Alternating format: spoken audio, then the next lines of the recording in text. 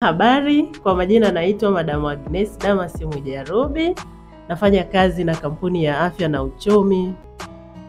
Niko hapa kuongea na wewe ambaye upo mtaani, hauna ajira, hauna kitu cha kufanya. Niko hapa nazungumza na wewe ambaye ni mwajiriwa, lakini bado kipato chako ni kidogo. Niko hapa naongea na wewe ambaye ni mwanachuo, upo unasoma chuo lakini bado ada unasoma kwa shida, maisha ni magumu. Nipo hapa naongea na wewe ambaye una kipato, yani kila ambacho yani hauna uhakika wa kuendesha maisha yako. Nipo hapa naongea na wewe ambaye hauelewi ufanye nini ili maisha yaende.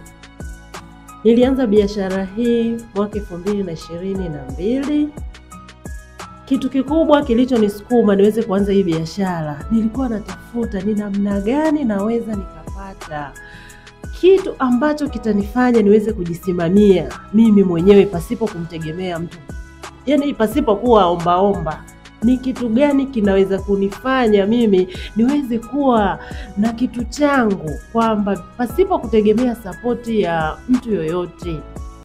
Katika biashara hii naweza kujisimamia mimi mwenyewe.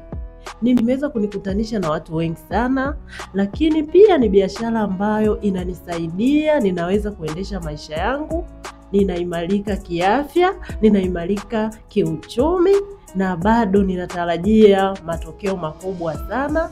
Nina ndoto kubwa. Ni biashara ambayo hata wewe unayonisikiliza hapa, unapoendapo utafanya maamuzi, inaweza ikakutoa mahali ulipo na ikakupeleka mahali ambapo unahitaji kufika. Karibu sana uweze kupata kile unachohitaji wewe.